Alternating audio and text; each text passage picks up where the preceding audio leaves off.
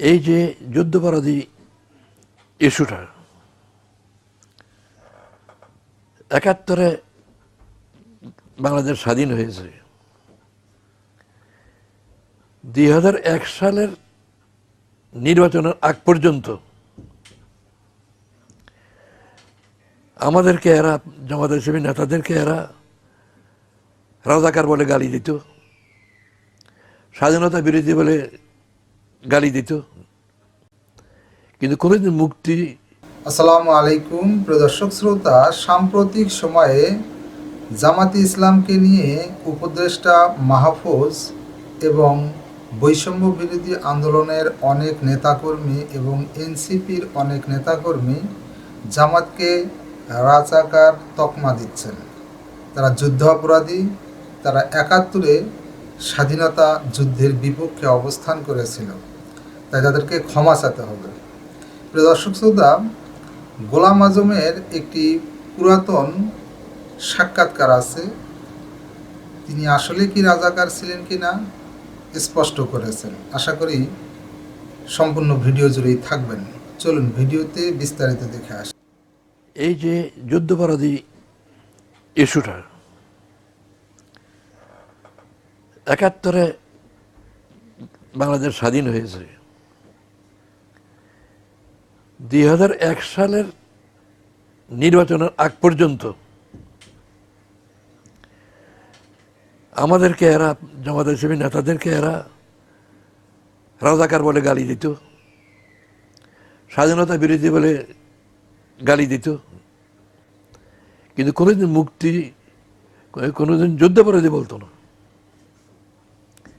এই যুদ্ধপরাধী বলা শুরু হয়েছে ২০০১ সালের ইলেকশনে আওয়ামী লীগের শোচনীয় পরাজয়ের পরে। পত্রিকায় রেকর্ড, আমি চ্যালেঞ্জ করছি, কেউ প্রমাণ করুক যে ওই ইলেকশনের আগে কেউ একজন, কোনো সেক্টর কমান্ডার, কোনো আওয়ামী লীগ নেতা কেউ আমাদেরকে যুদ্ধপরাধী বলেছে কিনা প্রমাণ করুক। এই যুদ্ধপরাধী তারা কেন অপবাদ দেওয়া শুরু করলো আমাদের উপরে? তারা দেখলো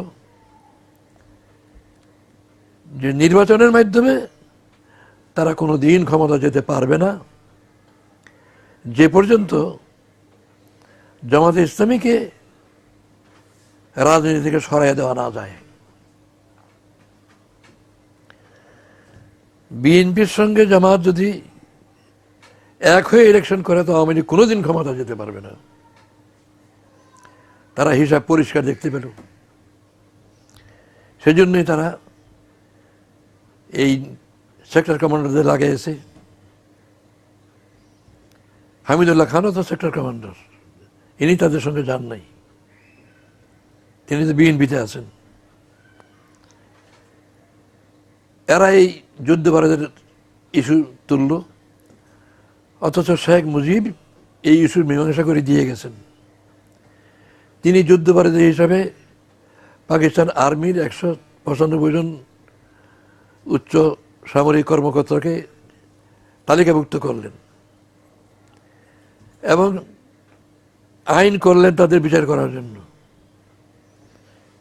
সে আইনে আমাদের বিচার করার চেষ্টা হচ্ছে। তাদেরকে তিনি ক্ষমা করে দিলেন। পাকিস্তানের সঙ্গে সিমলা চুক্তি হলো, এই চুক্তিতে তাদেরকে সবাইকে মুক্তি দিয়ে দিল। তারা তো ভারতে আটক ছিল, তাদেরকে পাকিস্তানে চলে যেতে দিল, তাদেরকে ক্ষমা করে দিল। শেখ মুজিব বলল যে বাঙালি জানে কীভাবে ক্ষমা করতে হয়। গর্বের সঙ্গে তিনি বললেন তাদেরকে ক্ষমা করে দিয়ে, যে বাঙালি জানে কীভাবে ক্ষমা করতে হয়। শেখ মুজিব এই দেশে কোনো লোককে যুদ্ধপরাধী বলেন নাই। তার তালিকায় পাকিস্তান আর্মির লোক ছাড়া কোনো সিভিল লোক যুদ্ধপরাধীর তালিকায় ১৯৫ জনের কেউ সিভিল লোক ছিল না। যারা পাকিস্তানকে সমর্থন করত,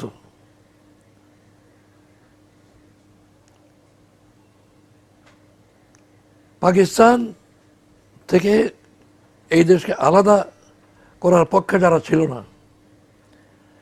তাদেরকে শেখ মুজিব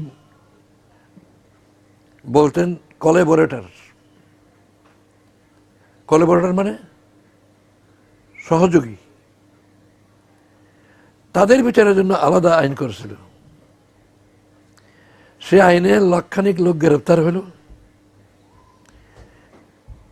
অ্যারেস্ট হলো এত লোক, তার মধ্যে বিচার করে কিছু লোককে শাস্তি দিল। এগুলি পরিসংখ্যান আছে। তারপরে বাকি লোককে তিনি ক্ষমা করে দিলেন, জেনারেল অ্যামনেস্টি। বললেন যে যারা খুন করেছে, ব্যভিচার করেছে, লুট করেছে, অগ্নিসংযোগ করেছে, এদের ছাড়া বাকি সবাই মাফ। তো এদেরকে বিচার করার জন্য কোনো সাক্ষী প্রমাণ জোগাড় করতে না পেরে মাফ করে দিল। যে আইনে বিচার করতে চেয়েছিল সেই আইনটা তখনও উঠে নাই।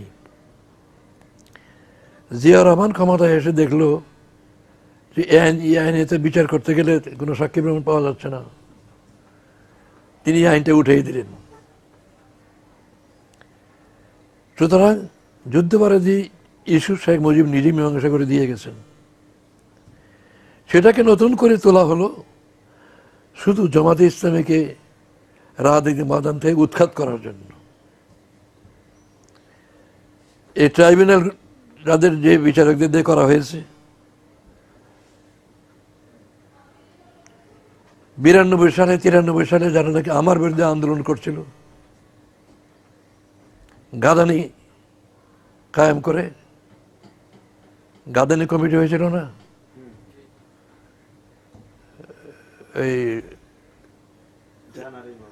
জাহানারা ইমামের নেতৃত্বে, সেই গাদানির সঙ্গে সম্পর্ক ছিল এমন লোক হচ্ছে এই ট্রাইব্যুনালের প্রধান বিচারপতি। হ্যাঁ, চেয়ারম্যান কি হক, নিজামুল হক নাসিম।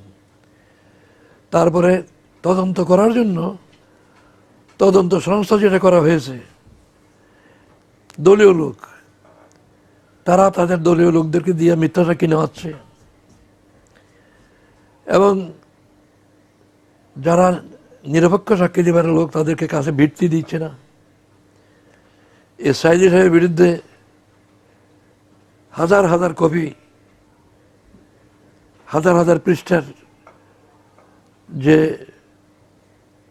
তদন্ত করেছে, এসব মিথ্যা। কয়েকটা পত্রিকায় আসছে আমার বিরুদ্ধে যে রিপোর্ট দিয়েছে, তদন্ত রিপোর্ট, সেখানে এমন এমন অভিযোগ করেছে যেগুলি অভিযোগ হয় না, যেগুলি অপবাদ। 25শে মার্চের আর্মি অ্যাকশনের পরিকল্পনা নাকি আমি করেছি। মানে ঠিক এখন ক্ষমতা ছিল না, আমি ক্ষমতায় ছিলাম। এই হচ্ছে তাদের তদন্ত রিপোর্টের অবস্থা।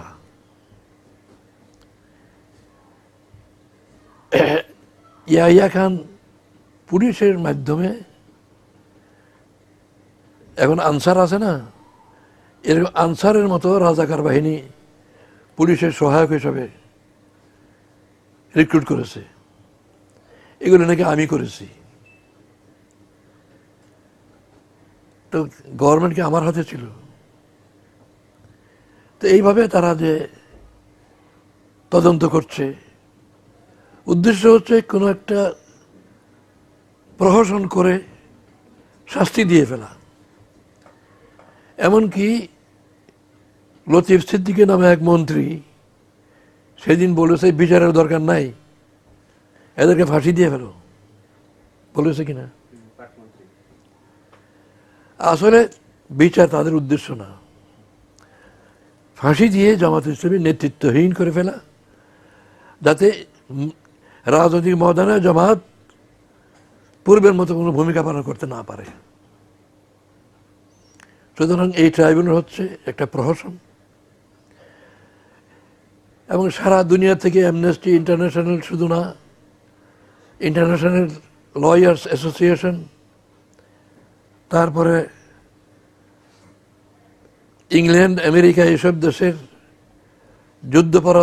যুদ্ধাপরাধী ব্যাপারে অভিজ্ঞ লোকদের এই ট্রাইব্যুনাল সম্বন্ধে তাদের মন্তব্য আছে। আমাদের দেশের পত্রিকায় এগুলি এসেছে। তারা বলেছে এইগুলি সংশোধন করো, আন্তর্জাতিক মানে না পৌঁছলে পরে এটাকে গ্রহণ করা যায় না। এই ট্রাইব্যুনাল কি বিচার করবে? রায় তো আগেই ঠিক হয়ে আছে, বিচার একটা প্রহসন মাত্র। তারা এই প্রহসন করে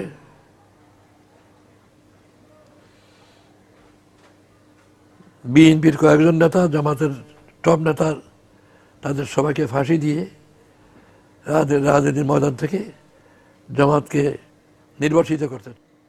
জামাতে ইসলামকে নিয়ে 54 বছর আগে যে তকমা দেওয়া হয়েছিল, 54 বছর পর আজকে সেই একই তকমা দেওয়ার পেছনে আসলে কারণ কি? বাংলাদেশের মধ্যে যতগুলো দল আছে নিবন্ধিত, তার মধ্যে সবচাইতে বেশি নির্যাতিত হয়েছে এই জামাত ইসলাম। দ্বিতীয়তে আছে বিএনপি, অনেকে বলে থাকেন। সেই জামাতে ইসলাম এবং বিএনপি তারা কিন্তু এখন শত্রু হয়ে গেছে, অথচ জামাত বিএনপি তারা একই দল, এ বিভিন্ন সময় বিভিন্ন নির্বাচন করেছেন।